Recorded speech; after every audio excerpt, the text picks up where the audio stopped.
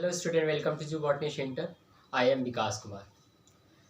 सोमवार को हम कोचिंग सेंटर ओपन करना चाहते हैं, तो आप लोग जो है कौन कौन कोचिंग में क्लास करने के लिए आना चाहते हैं वो ग्रुप में मैसेज करके हमें बताएं। उसी के अकॉर्डिंग से हम टाइम में सेट करेंगे, बताएंगे कि जैसे क्या एक बैच में 13 से 14 स्टूडेंट मैक्सिमम रहना चाहिए, उससे ज़्यादा नहीं होना चाहिए, और सब कोई मास्क लगा कर आएंगे। तो इन सबको देखते हुए 21 से खोलेंगे, तो आप लोग जो भी कोई क्लास के लिए आएंगे वो ग्रुप में मैसेज कर देंगे, हम उसी के अकॉर्डिंग बैच का टाइम सेट करेंगे और बैच सेट करेंगे। चलिए, तो पिछली क्लास हम लोगों ने अब टॉपिक पे बात करते हैं कि अभी तक हम लोग जनन स्वास्थ्य पढ़ रहे थे। जनन स्वास्थ्य में क्या क्या पढ़ लिए। जनन स्वास्थ्य में पिछले क्लास हम लोग गर्भ निरोध विधि को पूरी तरह से समझ चुके थे कि गर्भ निरोध विधि क्या क्या है। अब आज बात करेंगे हम लोग MTP, जिनका फुल फॉर्म होता है मेडिकल टर्मिनेशन प्रेगनेंसी। इन्हीं को हिंदी में बोलते हैं चिकित्सीय सगर्भता समापन। इसी का एक और नाम है एबॉर्शन। एबॉर्शन शब्द का नाम आप सुने होंगे। एबॉर्शन को ही इंटरनेशनली बोला जाता है MTP, मेडिकल टर्मिनेशन प्रेगनेंसी, चिकित्सीय सगर्भता समापन। नाम से समापन का मतलब खत्म कर देना, रोक देना, बंद कर देना।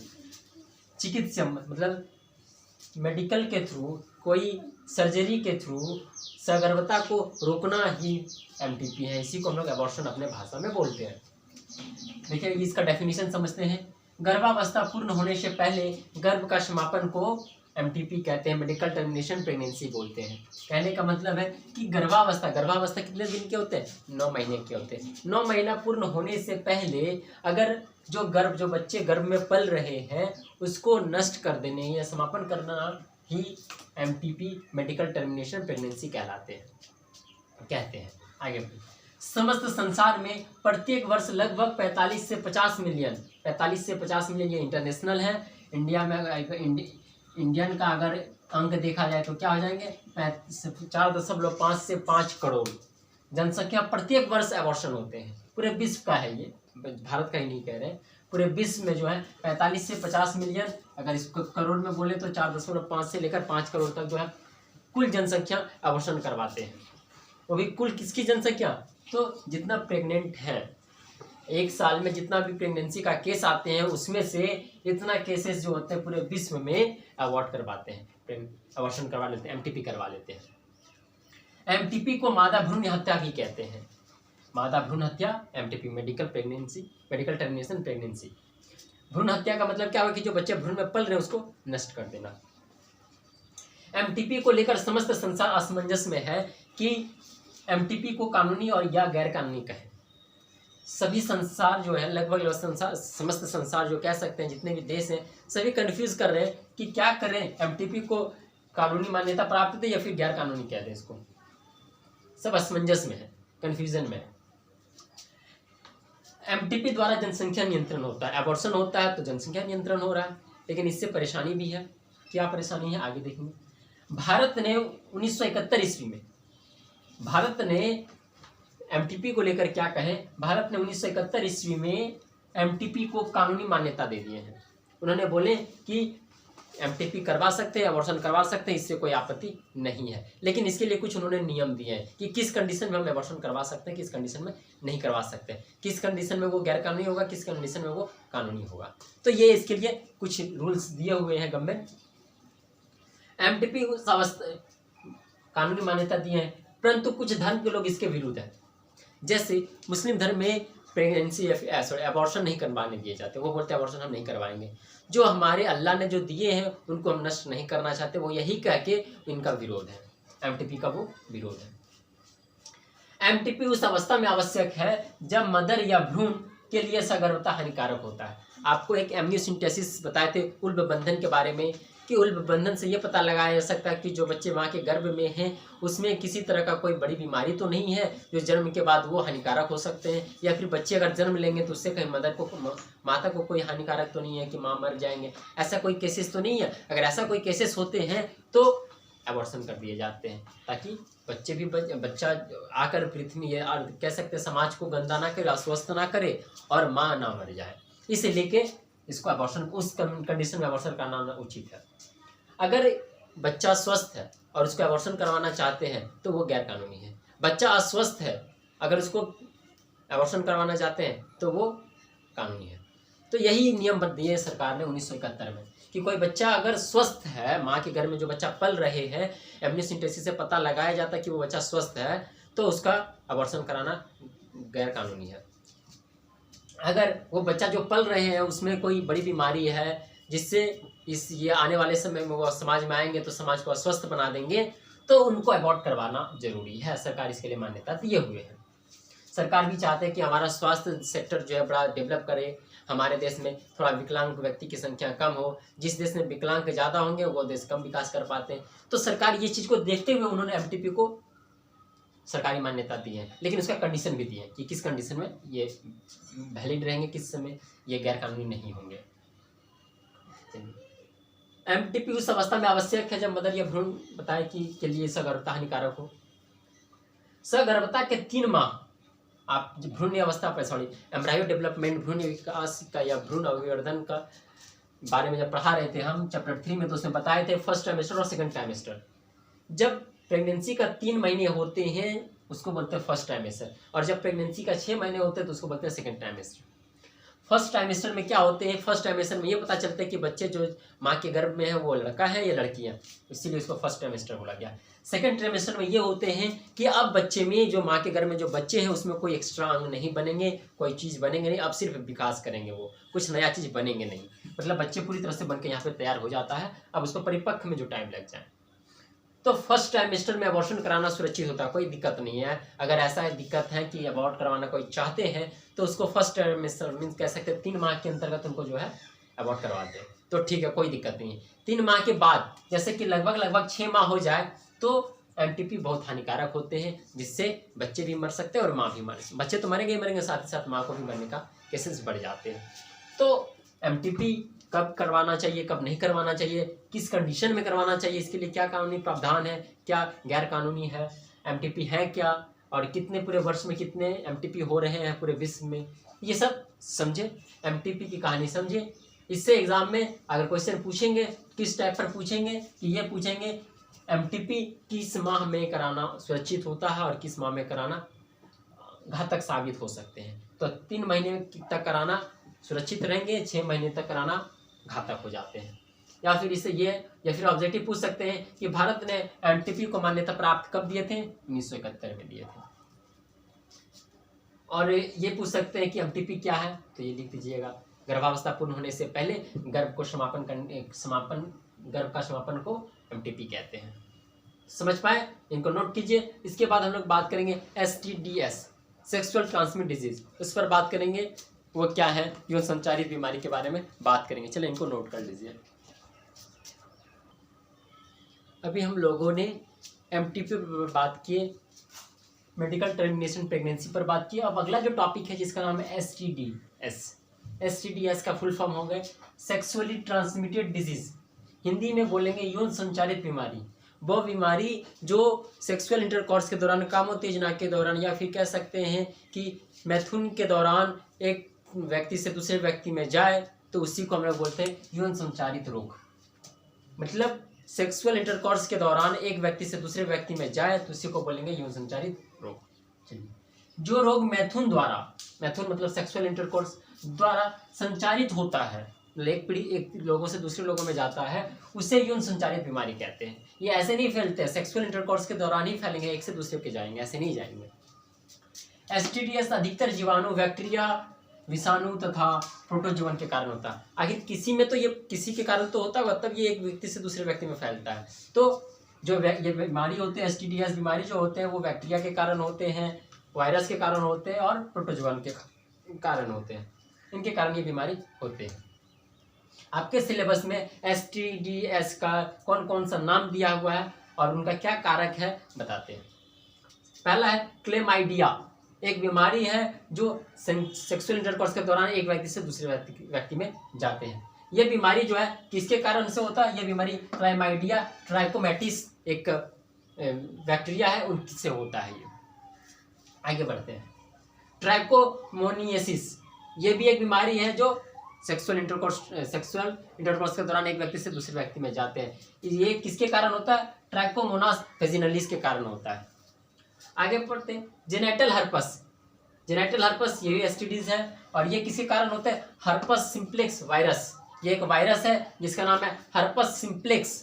इनके कारण एक व्यक्ति से दूसरे व्यक्ति में फैलते हैं। नेक्स्ट है गोनोरिया। गोनोरिया ये किसके कारण फैलते हैं, नसेरिया गोनोरिया बोल के एक बैक्टीरिया होते प्रोटोजोआ है, उसके कारण एक व्यक्ति से दूसरे व्यक्ति में फैलते हैं। उसके बाद है साइफिलिस। साइफिलिस ट्रेपानेमा पैलिडम, ये भी एक जीवाणु ही है जिसके कारण ये एक व्यक्ति से दूसरे व्यक्ति में फैलते हैं। Hepatitis B. हेपेटाइटिस बी इसका जो ये जिसके द्वारा फैलते हैं उसका नाम है हेपेटाइटिस बी वायरस। ये रोगाणु के विषाणु के कारण एक व्यक्ति से दूसरे व्यक्ति में फैलते हैं और ये काफ़ी खतरनाक बीमारी होते हैं। लास्ट है एड्स, जिसका फुल फॉर्म होता है acquired immunodeficiency syndrome. AIDS का full form acquired immunodeficiency syndrome. और ये किसके कारण होते हैं, एक वायरस है जिसका नाम है HIV, इसके कारण होते हैं। HIV का full form human immuno deficiency virus. ये वायरस के कारण एड्स होते हैं और ये हेपेटाइटिस बी और एड्स ये दोनों बीमारी काफ़ी घातक होते हैं। ये सब तो इजीली रिकवर हो जाते हैं लेकिन ये दोनों रिकवर नहीं होते हैं। और ये पांचों बीमारी जो है सेक्सुअल इंटरकॉर्स के ही समय एक व्यक्ति से दूसरे व्यक्ति में फैलेंगे। अगर सेक्सुअल इंटरकोर्स नहीं हो रहा उनके बीमारी वाले के लोगों के साथ तो फिर नहीं फैल सकते। लेकिन ये हेपेटाइटिस बी और एड्स जो है जरूरी नहीं है कि सेक्सुअल इंटरकोर्स के दौरान ही फैले। ये ऐसे हो जाते हैं कि अगर किसी को हेपेटाइटिस है या एड्स है, उनको जो इंजेक्शन दिए उस सिरिंज का नीडल का प्रयोग फिर किसी दूसरे व्यक्ति में देंगे तो फिर जो है इससे वायरस फैल जाएंगे, एक व्यक्ति से दूसरे व्यक्ति चल जाएंगे और वायरस हमेशा फैलते हैं। तो समझ पाए ये 7 STDs का नाम आपसे एग्जाम में पूछते हैं। STD क्या है, इनके निम्न बीमारियों का नाम लिखे, तो ये हो गए। कारक नहीं पूछते हैं, ये कारक आपको एक्स्ट्रा बता दिए, आपका सिलेबस में भी नहीं है। अगर मे बी ऑब्जेक्टिव में कभी दिमाग घसक जाए उनका तो नहीं कह सकते एग्जामिनर का, क्वेश्चन सेटर का तो दे दे, तो इनको इतना याद नहीं रखना है, बस ये इंपॉर्टेंट है। और ये इस टॉपिक से STD से 5 मार्क्स या 3 मार्क्स का एक क्वेश्चन हर साल किसी न किसी रूप में पूछा जाता है, तो ये भी एक इम्पॉर्टेंट टॉपिक है, इसको ध्यान से नोट कीजिए, पढ़िए, एग्जाम में आने की बहुत ज़्यादा संभावनाएं होते हैं। तो STD क्या है इसके बारे में समझे, किसके द्वारा ये होते हैं वो उतना इम्पोर्टेंट नहीं, ये कौन कौन सी बीमारी है ये इम्पोर्टेंट है, इनको याद रखिएगा, नोट कीजिए। फिर हम बात करेंगे कि इसमें और क्या क्या आगे पढ़ना है, STD का क्या लक्षण है, कि अगर किसी को सेक्सुअल इंटरकोर्स डिजीज है तो उसका क्या लक्षण होगा, अगर है तो उसका जांच के लिए क्या करना होगा, उसका जांच का क्या क्या विधि है, उस पर बात करेंगे। पहले इनको नोट कर लीजिए फिर हम लोग आगे बात करते हैं। तो अभी हम लोग STDs पर बात कर रहे थे, तो उसी में बहुत सारी बीमारी बताए थे, 7 बीमारी का नाम लिखा है, वो किस कारक के द्वारा हो रहे हैं वो भी बताएं। अब इन सभी बीमारी, वो 7 बीमारी में से हेपेटाइटिस बी और एड्स से अत्यधिक घातक होते हैं। ये 7 में से ये तो बहुत ज़्यादा घातक होते हैं। जो घातक होते हैं हेपेटाइटिस बी तथा एड्स का संक्रमण इंजेक्शन नीडल, सर्जिकल इंस्ट्रूमेंट तथा का आदान प्रदान करने से भी होता है। मान लेते हैं किसी ये बताया कि हेपेटाइटिस बी और एड्स में क्या होते हैं, अगर किसी व्यक्ति को हेपेटाइटिस है उनको जो इंजेक्शन दिए हैं उसी नीडल का प्रयोग किसी और व्यक्ति को देने में करेंगे तो वो बीमारी उसमें चले जाएंगे, इसीलिए इसको घातक माना जाता है। हेपेटाइटिस बी में भी यही होते हैं और एड्स में भी यही होते हैं। आगे बढ़ते हैं। किसी संक्रमित व्यक्ति से सामान्य व्यक्ति में रक्त का आदान प्रदान से भी संक्रमण फैलता है। अब मान लीजिए किसी एक व्यक्ति को अगर एड्स है, उस व्यक्ति का ब्लड किसी ब्लड ग्रुप मिल जा रहा है किसी सामान्य व्यक्ति में, तो वो ब्लड ग्रुप अगर उसको देंगे तो वो जिसको देंगे सामान्य व्यक्ति को तो उसमें भी ये बीमारी फैल जाएंगे। तो इसीलिए कि जब ब्लड डोनेट किया जाता तो ब्लड का टेस्ट होता है कि इसमें कहीं ऐसा कोई बीमारी तो नहीं है। तो समझ रहे हैं कि STDs कैसे फैलते हैं। इन दोनों बीमारी के अलावा अन्य सभी बीमारी पूरी तरह से ठीक हो जाता है, यही दोनों जो है जल्दी ठीक नहीं हो पाते हैं। कम केसेस हैं कि ठीक हो जाते हैं। लगभग अभी तक देखा जा रहा है अगर 100% केसेस हैं तो उसमें से 60% रिकवर हो जाते हैं और 40% रिकवर नहीं हो पाते हैं। इससे भी ज़्यादा कह सकते हैं कि इससे भी ज़्यादा रिकवर का रेट कम है, 40 से भी ज़्यादा ऐसा माना जा रहा है। ये STDs का क्या क्या लक्षण होगा, मान लीजिए अगर किसी को STDs बीमारी है, सेक्सुअल ट्रांसमिट डिजीज है, तो उसका क्या लक्षण होगा, उनको कैसे पता चले कि ये बीमारी हो सकता है उसमें। देखिए, पहला जनन तंत्र में खुजली होना, जनन तंत्र का फूल जाना, जनन तंत्र में दर्द होना और जनन तंत्र द्वारा अनचाहत तरल का त्याग। अनचाहत तरल का त्याग का मतलब शुक्राणु का और अंडाणु का ही त्याग होते हैं। इसके अलावा मेंस्ट्रुअल ब्लीड का त्याग होते हैं मादा में। इसके अलावा और भी कुछ ज़्यादा त्याग हो रहे हैं, तो कहीं ना कहीं वो STDs को इंडिकेट कर रहे हैं। तो ये उनका लक्षण है। अब जो है STDs का और भी नाम है। STDs को विनरल डिजीज, जिसको हिंदी में गुप्त रोग बोलते हैं, या RTI रिप्रोडक्टिव ट्रैक्ट इन्फेक्शन भी कहते हैं। अगर STDs तो इनका स्टैंडर्ड नेम है, इनका और भी नाम है विनरल डिजीज और रिप्रोडक्टिव ट्रैक्ट इन्फेक्शन, RTI। समझ गए? इनको नोट कीजिए। अब देखेंगे कि STDs का जांच के लिए क्या क्या प्रावधान दिया गया है, किस किस के जांच से पता चल सकता है कि उनका STDs है। चलिए इनको नोट कीजिए।